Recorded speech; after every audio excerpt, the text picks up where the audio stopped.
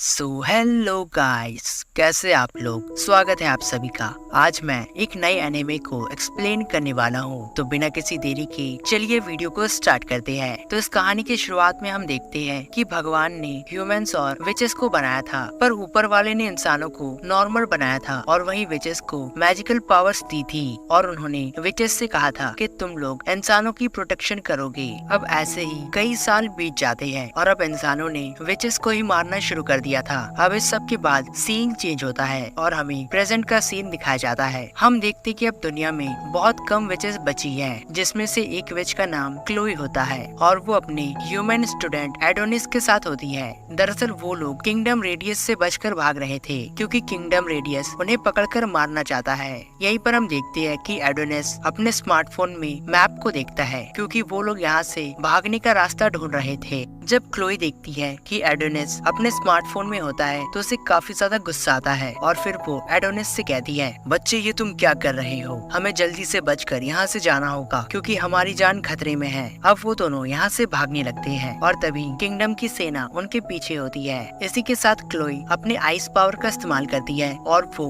पूरी मिलिट्री को बर्फ में जमा देती है। अब इसके बाद सीन चेंज होता है और हम एम्परर को देखते हैं। एम्परर के पास उसका एक आदमी आता है और वो उन्हें इस सब की खबर बताता है। जब एम्परर ये सुनता है तो वो काफी ज्यादा गुस्सा हो जाता है और वो अपने आदमियों से कहता है, चाहे कुछ भी हो जाए बचकर जानी नहीं चाहिए। अगर वो यहाँ से बचकर चली जाती है तो मैं तुम में से किसी को भी जिंदा नहीं छोड़ूंगा। तुम लोग कैसे भी करके उसे पकड़कर मेरे सामने लेकर आओ, मुझे वो विच चाहिए। जाओ और उसे लेकर आओ। वहीं दूसरी ओर हम वापस से उसी विच को देखते हैं। यहीं पर हमें पता लगता है कि मिलिट्री के पास एक वेपन होता है जो कि डायरेक्ट सैटेलाइट से कनेक्टेड था और अब वो लोग इसका इस्तेमाल करके बर्फ को तोड़कर बाहर आने लगते हैं। यहीं पर हम देखते हैं कि मिलिट्री के पास एक वेपन होता है और वो हथियार अचानक से एक्टिवेट हो जाता है। कुछ देर के बाद वहाँ पर एक पोर्टल खुल जाता है। अब अगले सीन में हम देखते हैं कि एम्परर सभी लोगों से कहता है कि विचेस के पास मैजिकल पावर्स है और इसी कारण से वो लोग हमसे एक कदम आगे हैं। यहीं पर एम्परर सभी लोगों से कहता है, भाइयों और बहनों, अब हमें डरने की जरूरत नहीं है। अब हमने ऐसी टेक्नोलॉजी को बना लिया है जिससे कि हम विचेस के ऊपर रूल कर सकते हैं। हमें उनसे डरने की जरूरत नहीं है। हालांकि वो लोग हमसे पावरफुल थे, पर अब वक्त बदल चुका है और ये वक्त हमारा है। इसी कारण से हमने विचेस को ढूंढकर उनका खात्मा स्टार्ट कर दिया है। जल्दी हम लोग सारे विचेस को मार देंगे और फिर इस पूरी धरती पर बस इंसानों का राज होगा। इसी के साथ वहाँ पर एक पोर्टल खुलता है और उस पोर्टल के अंदर से क्लोई और एडोनिस बाहर आते हैं। हम देखते कि एम्परर एडोनिस को पकड़ लेते हैं। जब क्लोई ये देखती है तो वो एम्परर से कहती है, तुम एडोनिस को छोड़ दो वरना मैं सभी को डिस्ट्रॉय कर दूंगी। तुम में से कोई भी जिंदा नहीं बचेगा। अब यहीं पर हम देखते हैं कि एम्परर के पास एक मशीन होती है। दरअसल ये मशीन उन्होंने बनाई थी और इस मशीन का नाम पावर सप्रेसिंग मशीन होता है। और जब ये मशीन एक्टिवेट होती है तो क्लू अपने पावर का इस्तेमाल ठीक से नहीं कर पाती है। अब यहीं पर एम्परर क्लू से कहते हैं, विच तुम्हें क्या लगता है तुम हमसे जीत जाओगी? हम इंसानों ने काफी ज्यादा तरक्की कर ली है और अब हम लोग तुम सभी का खात्मा करने वाले हैं, इसीलिए तुम लोग अपनी मौत के लिए तैयार हो जाओ। ये कहने के बाद एम्परर क्लोई के कपड़ों को फाड़ देता है। जब आसपास के सभी लोग क्लोई को बिना कपड़ों के देखते हैं तो वो सभी लोग उसकी तस्वीरें और वीडियोस बनाने लगते हैं। यहीं पर क्लोई काफी ज्यादा लाचार होती है, क्योंकि वो तो अपने पावर्स का भी इस्तेमाल नहीं कर सकती। तभी क्लोई एम्परर से कहती है, एम्परर तुम मेरे साथ जो भी करना चाहते हो वो तुम कर सकते हो, पर प्लीज एडोनिस को छोड़ दो। इस सब में उसकी कोई भी गलती नहीं है। पर एम्परर उसकी बात नहीं सुनता है और फिर वो क्लोई को गोली मार देता है। अब इस सब के बाद हमें 10 साल के बाद का सीन दिखाया जाता है, जहाँ पर हम एक जेल के अंदर बहुत सारे कैदियों को देखते हैं। यहीं पर जेल में हम डोरुका नाम के एक कैदी को देखते हैं। डोरुका देखती है कि उसके सामने 2 कैदी लड़ रहे होते हैं और वो लोग खाने के लिए लड़ रहे थे। पर तभी डोरुका उनके सामने जाती है और उनसे कहती है, तुम लोग लड़ाई क्यों कर रहे हो? ये लो मेरा खाना ले लो, पर तुम लोग इस तरह से लड़ाई मत करो। कुछ देर के बाद जेल में जेलर आता है और वो एक नंबर कहता है। ये नंबर डोरुका की फ्रेंड का होता है, पर डोरुका खड़ी हो जाती है और वो उस जेलर के साथ चली जाती है। अब डोरुका को जेल के चीफ के पास लाया जाता है। दरअसल डोरुका को यहाँ पर इसलिए लाया गया था क्योंकि वो लोग उसकी बॉडी का इस्तेमाल करना चाहते थे। पर तभी डोरुका चीफ का फोन लेकर वहाँ से भागने लगती है और वो उसके फोन का इस्तेमाल करके जेल के सारे दरवाजों को खोल देती है, जिससे कि सारे कैदी जेल से बाहर आने लगते हैं। अब डोरुका एक स्पेशल सेल में जाती है, जिसमें कि एक खतरनाक कैदी को बंद करके रखा गया था।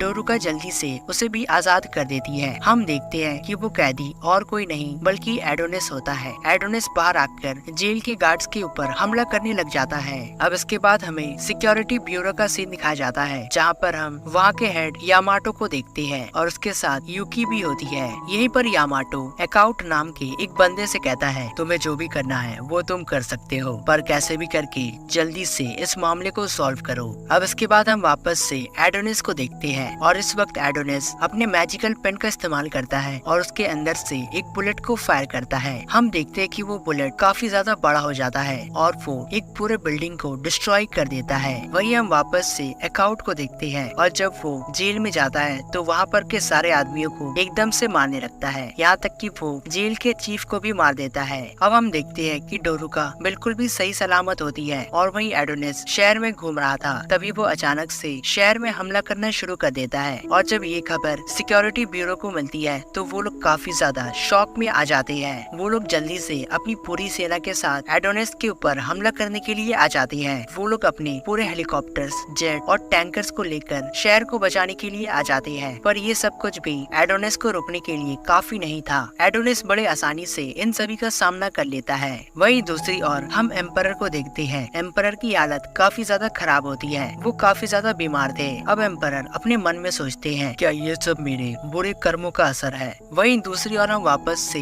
एडोनिस को देखते हैं, जो कि अपने सामने आने वाले सभी सोल्जर्स को मारने लगता है। अब वो एक सोल्जर को पकड़कर उसे मारने वाला था, तभी उसके सामने डोरुका आ जाती है और डोरुका एडोनिस से कहती है, एडोनिस रुक जाओ, अगर तुम ऐसा करोगे तो क्लोई को ये पसंद नहीं आएगा और वो कभी नहीं चाहती है कि तुम इंसानों को मारो। ये सुनकर एडोनिस काफी ज्यादा गुस्सा हो जाता है और वो जल्दी से उस सोल्जर को क्रश कर देता है। अब एडोनिस डोरुका के सामने आता है और उससे पूछता है, आखिर तुम्हें क्लोई के बारे में कैसे मालूम है। ये सुनकर डोरुका उससे कहती है, असल में मैं भी एक विच हूँ और मैं उस जेल में तुम्हें बचाने के लिए आई थी और मुझे एक तरीका मालूम है जिससे कि हम लोग वापस से क्लोई को जिंदा कर सकते हैं। अब इससे पहले कि डोरुका उसे वो तरीका बताती, पीछे से कोई स्नाइपर डोरुका के ऊपर फायर कर देता है। इस हमले से डोरुका काफी ज्यादा घायल हो जाती है। अब इसके बाद हमें एक फ्लैशबैक का सीन दिखाया जाता है, जहाँ पर मिलिट्री के लोगों ने एक गाँव में हमला कर दिया था। ये गाँव पूरी तरह से जलकर खत्म हो चुका था। हम देखते हैं कि तभी डोरुका छोटी होती है और वही उसके पेरेंट्स इस हमले में मारे जाते हैं। अब इसके बाद हमें वापस से प्रेजेंट का सीन दिखाया जाता है, जहाँ पर डोरुका काफी ज्यादा घायल होती है। तभी उसके पास एडोनिस आता है। अचानक से वहाँ पर काफी सारी गोलियां चलना स्टार्ट हो जाती है। एडोनिस इनसे बचने लगता है और फिर वो सारे सोल्जर्स को मारने लगता है। यहीं पर हम देखते हैं कि वो स्नाइपर एडोनिस के ऊपर भी फायर कर देता है, पर तभी एडोनिस अपने पावर का इस्तेमाल करता है और वो उसके बुलेट को उसी की तरफ मोड़ देता है। इस कारण से वो स्नाइपर मारा जाता है। वहीं अब हम देखते हैं कि ये सब कुछ यामाटो कैमरे से देख रहा था और फिर वो यूकी से कहता है, लगता है अब हमें मैजिक कंप्रेसर मशीन को वापस से एक्टिवेट करना होगा। आज से 10 साल पहले हमने इसका इस्तेमाल किया था और तब की बार हमने क्लोई को मारा था। अब हमें एडोनिस को मारने के लिए इसका इस्तेमाल करना होगा। तभी वहाँ पर एक सीनियर एजेंट आते हैं और वो यूकी को रोकने लगते हैं। वो सीनियर एजेंट यूकी से कहती है, अब हम लोग इस मशीन का इस्तेमाल नहीं कर सकते क्योंकि इस मशीन से काफी ज्यादा साइड इफेक्ट होते हैं। आज से 10 साल पहले जब इसका इस्तेमाल हुआ था तो उसके कारण से जितने भी सोल्जर्स वहाँ पर मौजूद थे वो सभी लोग आज अलग अलग बीमारी से सफर कर रहे हैं और जो कि एम्परर मशीन के सबसे ज्यादा करीब था तो इसी कारण से उसकी हालत काफी ज्यादा खराब है और अब वो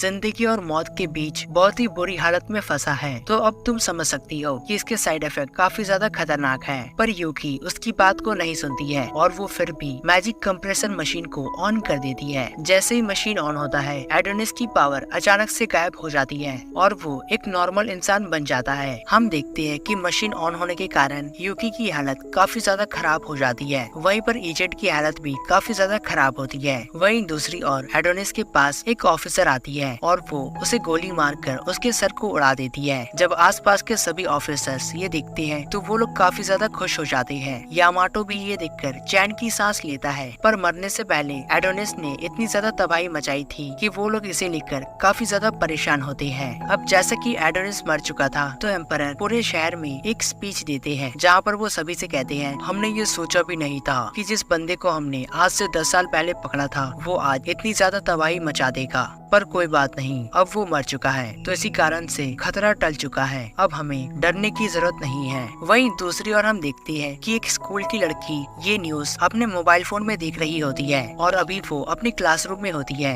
वो अपनी टीचर से पूछती है आखिर इस लड़की एडोनिस ने एक विच का बदला लेने के लिए इतने सारे लोगों को क्यों मार दिया, जिस पर टीचर उस बच्ची से कहता है शायद उस विच ने उस लड़के का ब्रेन वॉश कर दिया था, जिसके कारण से वो लड़का पागल हो गया था और वो उसके इशारों पर काम कर रहा था। और जैसे कि तुम सभी को मालूम है कि इंसानों और विचेस की काफी ज्यादा दुश्मनी है और वो लड़का विचेस के इशारों पर काम कर रहा था, इसीलिए उसने हम इंसानों के ऊपर हमला कर दिया। पर कोई बात नहीं, अब वो मर चुका है। यहीं पर क्लासरूम में हम हैरी नाम की एक लड़की को देखते हैं जो कि काफी ज्यादा उदास बैठी थी। क्लास खत्म होने के बाद हैरी फ्लावर्स लेकर अपने बॉयफ्रेंड के पास जाती है। यहीं पर हमें पता लगता है कि उसका बॉयफ्रेंड शहर के हमले में मारा गया था। अब इस सब के बाद हैरी अपने फोन में एडोनिस की तस्वीरों को देखने लगती है, पर जब वो ऐसा कर रही होती है तभी उसके पास एक गवर्नमेंट ऑफिसर आ जाता है। उस गवर्नमेंट ऑफिसर का नाम गॉर्जियस था। गॉर्जियस उससे कहता है तुम्हें चिंता करने की जरूरत नहीं है, तुम ये तस्वीरें देख सकती हो। ऑफिसर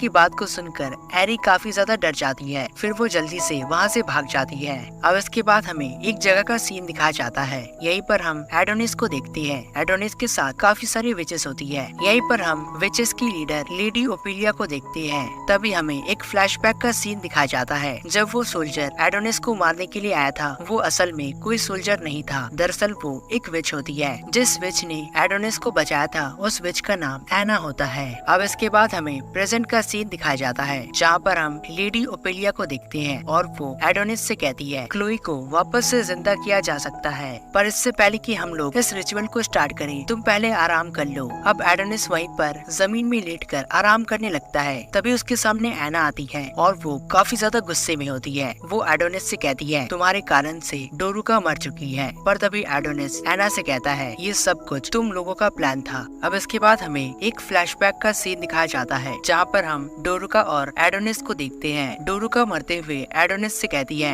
तुम क्लोई को जिंदा करके उसे अपने साथ ले जाना, क्योंकि सारे विचेस क्लोई का इस्तेमाल करना चाहती है। अब सीन वापस से प्रेजेंट में आता है जहाँ पर एडोनिस एना से कहता है मुझे तुम सभी के प्लान के बारे में पहले से मालूम था और अगर मैं क्लोई को जिंदा करता हूँ तो फिर मैं उसी की बात मानूंगा। अगर वो कहती है कि इंसानों को जिंदा रहने दे तो फिर मैं विचेस का साथ छोड़ दूंगा। अब इस सब के बाद क्लोई को वापस से जिंदा करने के लिए रिचुअल को स्टार्ट किया जाता है। यहाँ पर सभी विचेस बैठकर एडोनिस के साथ इस रिचुअल को करने लगती है। हम देखते कि एडोनिस क्लोई की मेमोरीज को याद करने लगता है, पर कुछ देर के बाद वो बॉडी रिप्लेसमेंट का इस्तेमाल करके डोरुका को जिंदा कर देता है। हालांकि उसे क्लोई को जिंदा करना था पर उसने डोरुका को जिंदा कर दिया था। यहीं पर जब लेडी ये देखती है तो वो डोरुका से कहती है लगता है तुमने एडोनिस को सारी बातें बता दी है, इसी कारण से उसने क्लोई को वापस से जिंदा नहीं किया और तुमने जो भी किया वो बहुत ही ज्यादा गलत किया। यहीं पर हम देखते हैं कि एडोनिस ने पहले ही अपने मैजिक का इस्तेमाल कर दिया था और फिर वो अपने बॉडी के अंदर से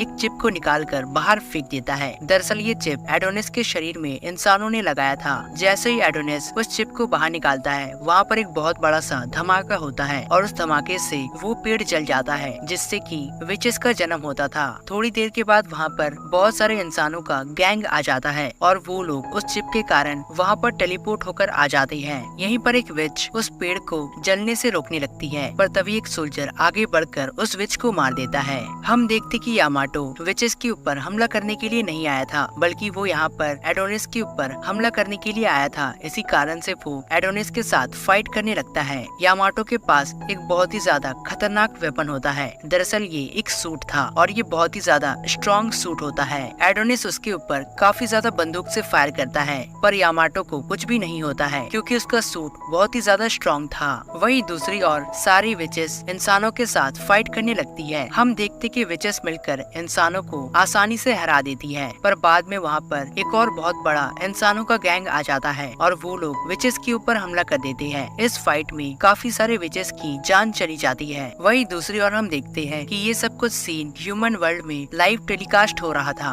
और कुछ लोग इसे देख रहे होते हैं। अब हमें एक फ्लैशबैक का सीन दिखाया जाता है। हम देखते हैं कि यूकी बहुत ही ज्यादा घायल होती है क्योंकि उसने उस मशीन को ऑन कर दिया था और मशीन के ऑन होने के कारण यूकी काफी ज्यादा घायल हो चुकी थी। ये देखकर यामाटो को बहुत ही ज्यादा गुस्सा आता है और वो इस सब का जिम्मेदार एडोनिस को समझता है। अब हम वापस से प्रेजेंट में देखते हैं और ये सब कुछ यामाटो याद कर रहा था। यामाटो जल्दी से एडोनिस के ऊपर हमला कर देता है। वो अपने सूट से एक खतरनाक स्वॉर्ड को बाहर निकालता है और इस स्वॉर्ड की मदद से वो एडोनिस के ऊपर हमला कर देता है। ये अटैक काफी ज्यादा खतरनाक होती है। हालांकि एडोनिस इससे बचने में कामयाब हो जाता है, पर बाकी बहुत सारी विचेस इस स्वॉर्ड के अटैक से बीच से कट जाती है। यहाँ तक कि लेडी ओपेलिया भी इससे बच नहीं पाती है और उसके भी 2 टुकड़े हो जाते हैं। वहीं दूसरी ओर एना डोरुका को जल्दी से बचा लेती है। हालांकि एना डोरुका को बचा लेती है, पर वो खुद ही इस अटैक को झेल नहीं पाती है और इस अटैक से वो मारी जाती है। अब ये सब कुछ देखकर एडोनिस काफी ज्यादा गुस्सा हो जाता है और वो अपने पूरे पोटेंशियल से, पूरे पावर से यामाटो के ऊपर हमला कर देता है।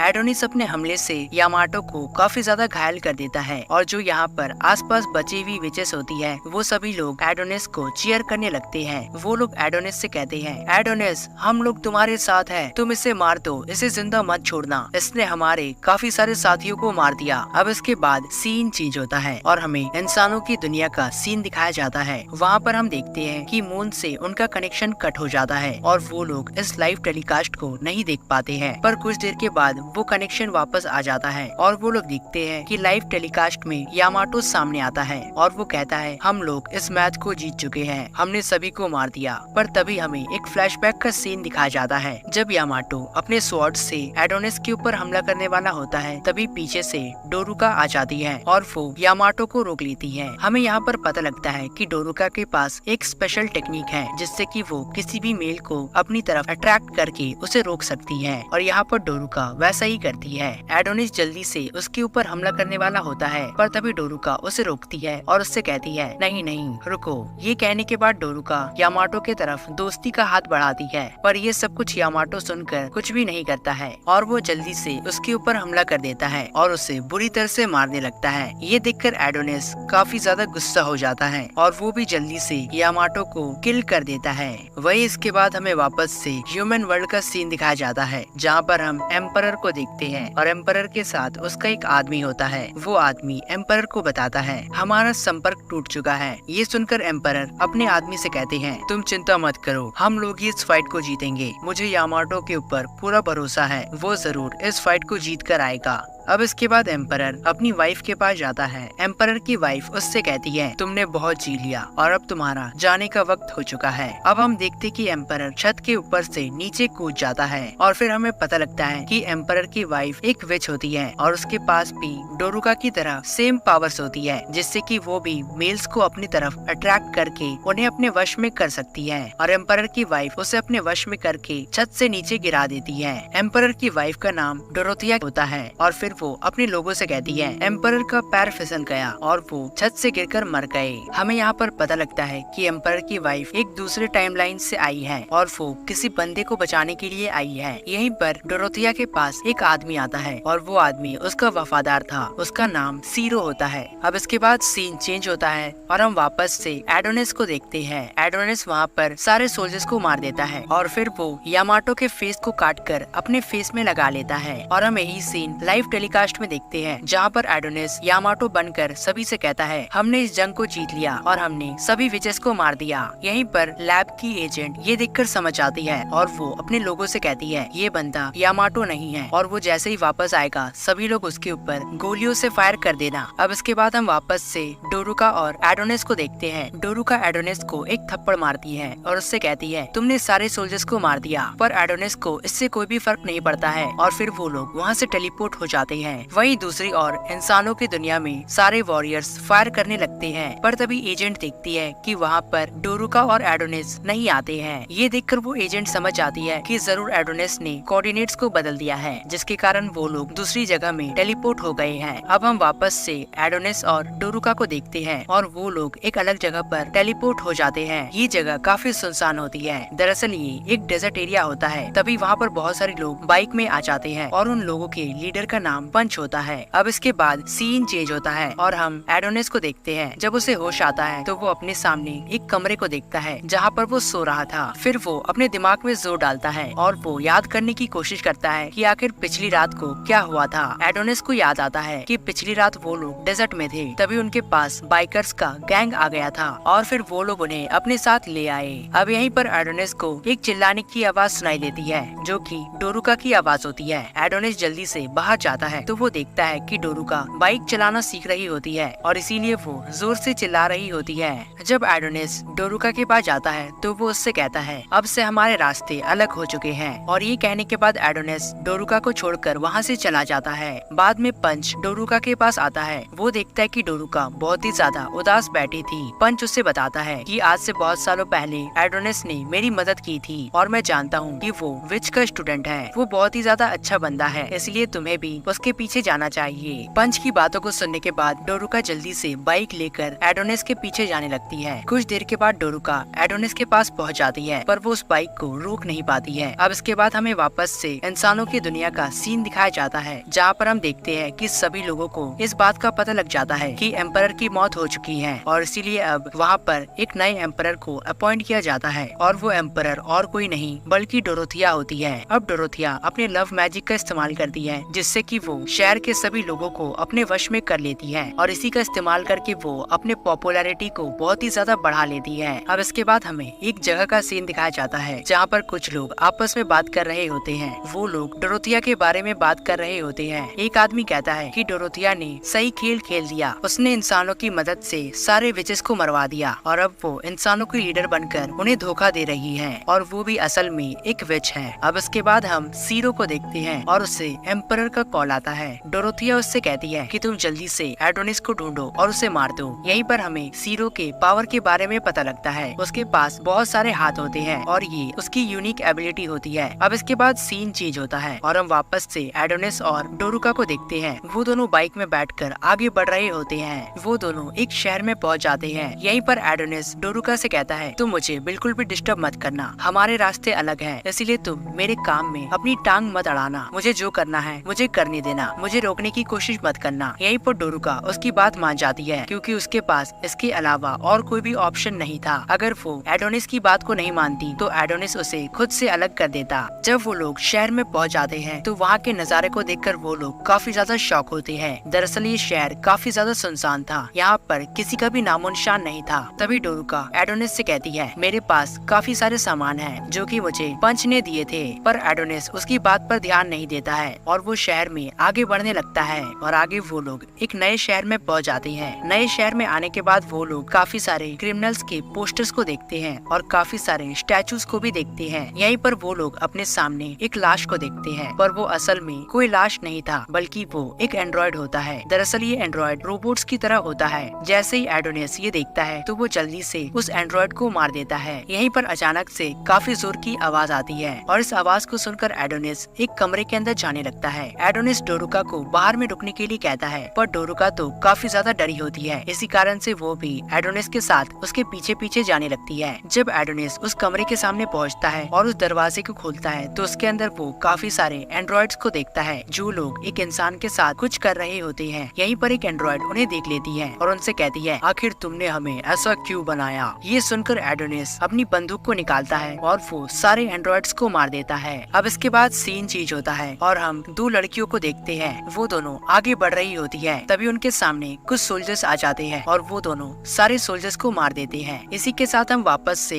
एडोनिस को देखते हैं और एडोनिस डोरुका को बताता है इस सिटी में गंदे टॉयज को बनाया जाता है और उन्हें बेचा जाता है और जो इंसान इन टॉयज को खरीद नहीं पाता है वो अपने घर के फीमेल्स को बेच देता है। ये सब कुछ बताने के बाद एडोनिस आगे बढ़ता है और वो एक जगह पर पहुंच जाता है जहाँ से वो सारे एंड्रॉइड्स के सिस्टम को बंद कर देता है। तभी हम वहीं पर उन दोनों लड़कियों को देखते हैं जिन्होंने थोड़ी देर पहले कुछ वॉरियर्स को मारा था। जब वो लोग एडोनिस को देखते हैं तो वो लोग आपस में बातें करने लगते हैं, अरे ये तो एडोनिस है, ये तो बहुत ही बड़ा क्रिमिनल है, अगर हम लोग इसे अपने साथ मिला लेते हैं तो हमारे एम्परर काफी ज्यादा खुश हो जाएंगे। अब वो दोनों लड़कियां आगे बढ़ने लगती है, तभी उनके सामने सीरो आ जाता है। इसी के साथ सीन चेंज होता है और हम वापस से एडोनिस को देखते हैं। यहीं पर एडोनिस डोरुका से कहता है मेरी वजह से तुम्हारी सारी विचेस फ्रेंड मारी जा चुकी है, फिर भी तुम मेरे साथ हो, तुम्हें तो मुझे छोड़कर कब का चले जाना चाहिए था। ये सुनकर डोरुका एडोनिस को 2 डॉल दिखाती है और वो दोनों डॉल उनकी तरह दिखते हैं। अब इसके बाद वो लोग अपने बाइक की तरफ जा रहे होते हैं, पर बाइक के ऊपर सीरो बैठा था। सीरो जल्दी से अपने वेपन का इस्तेमाल करता है और वो उस बाइक को बुरी तरह से तोड़ देता है।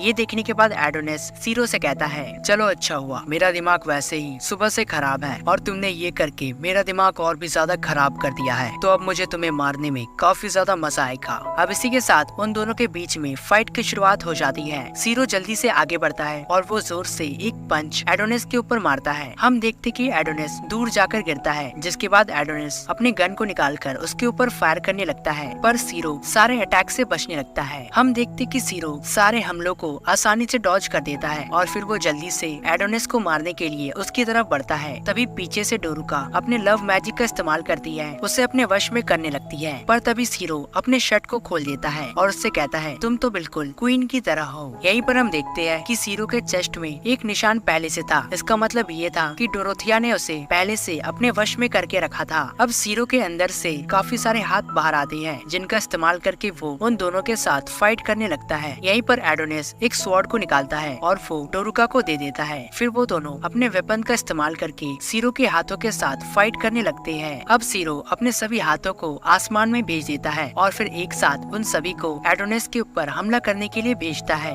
यहीं पर एडोनिस उसके सारे हाथों को ब्लास्ट कर देता है और ब्लास्ट करने के बाद एक बड़े से बॉल को क्रिएट करता है। एडोनिस जल्दी से उस बॉल को सीरो की तरफ फेंक देता है। यहीं पर सीरो उस बॉल को रोकने की कोशिश करता है, तभी अचानक से उस बॉल के अंदर से एडोनिस बाहर आता है और वो सीरो को जोर से मुक्का मारता है। तभी पीछे से डोरुका भी आ जाती है और वो अपने स्वॉर्ड से सीरो के पैर में हमला कर देती है, पर इससे भी सीरो को कुछ भी नहीं होता है। वो अब भी पूरी तरह से ठीक था। अब वो वापस से अपने हाथों का इस्तेमाल करता है और दोनों को बुरी तरह से मारने लगता है। अब एडोनिस जल्दी से अपने पावर का इस्तेमाल करके सीरो को पकड़ लेता है और वही सीरो भी अपने हाथों का इस्तेमाल करके उन दोनों को पकड़ लेता है। अब दोनों ही हिलने की हालत में नहीं थे। यहीं पर सीरो अपने हाथों का इस्तेमाल करके डोरुका की आंखों को फोड़ देता है। हम देखते हैं कि डोरुका के आंखों से खून निकलने लगता है। जैसे तैसे एडोनिस खुद को आजाद करता है और वो जल्दी से डोरुका के पास आता है। वो देखता है कि उसकी दोनों आंख बुरी तरह से डैमेज हो चुकी है और वही सीरो के पास उसकी दोनों आंखें होती है, जिन्हें कि वो अपने पैरों तले कुचलकर डिस्ट्रॉय कर देता है। ये देखकर एडोनिस को काफी ज्यादा गुस्सा आ जाता है और फिर वो रिवर्स मैजिक का इस्तेमाल करके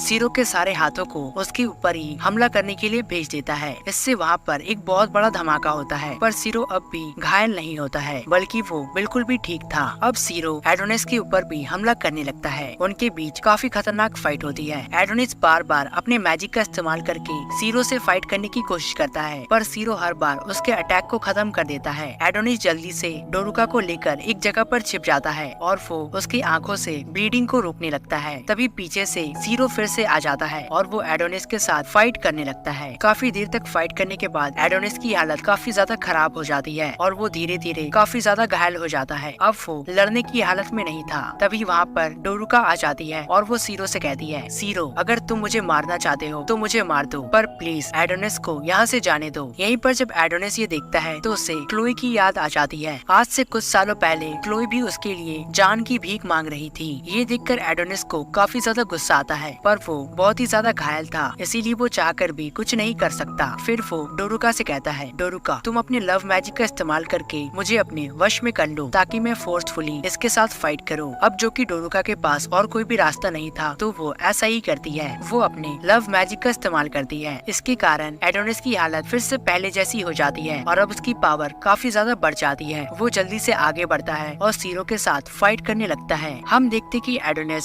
सीरो को आसानी से हराने लगता है और उसे बुरी तरह से मारकर काफी ज्यादा घायल कर देता है। यहीं पर एडोनिस एक स्पेशल टेक्निक का इस्तेमाल करता है, जो कि उसे क्लोई ने सिखाया था। जैसा कि एडोनिस इसका इस्तेमाल करता है तो वहाँ का ठंड काफी ज्यादा बढ़ने लगता है। अब वहाँ पर बर्फ गिरने लगती है और इसी कारण से सीरो भी बर्फ में जमने लगता है। हालांकि एडोनिस और डोरुका वो दोनों भी बर्फ में जमने लगते हैं, पर एडोनिस अपने फायर की मूव का इस्तेमाल करता है और खुद को और डोरुका को रिकवर कर लेता है। कुछ देर के बाद हम देखते हैं कि सीरो अभी तक जिंदा होता है। तभी वो एडोनिस से कहता है, जब तुम क्वीन से मिलोगे तो उसे बता देना कि मैंने अपना बेस्ट दिया था। और ऐसा कहने के बाद वो वहाँ से गायब हो जाता है। अब इसके बाद हम क्वीन को देखते हैं, जिसने कि पूरे शहर के लोगों को अपने वश में कर लिया था और सारे शहर के लोग बस उसी के बात को मानते हैं। अब इसके बाद सीन चेंज होता है और हम वापस से एडोनिस और डोरुका को देखते हैं। हम देखते कि डोरुका अब देख नहीं सकती और इसी कारण से एडोनिस उसकी आंखों में पट्टी लगाकर रखता है। इस सब के बाद लास्ट में हम यूकी को देखते हैं। हालांकि मशीन को यूज करने के कारण यूकी की हालत काफी ज्यादा खराब होती है, पर अब वो पूरी तरह से ठीक हो जाती है और वो खुद से कहती है, मैं अपने भाई का बदला जरूर लूंगी और एडोनिस जिंदा नहीं बचेगा। और इसी के साथ ये एनिमे यहीं पर खत्म हो जाता है। दोस्तों, अगर आप लोग ऐसे ही एनिमेस को देखना चाहते हैं तो अभी जाकर हमारे चैनल को सब्सक्राइब करें और साथ ही बेल आइकन को भी दबा दें ताकि हमारे रिसेंट अपडेट्स आपको मिलती रहे। तो मिलता हूँ मैं आपसे इसके अगले वीडियो में, तब तक के लिए गुड बाय।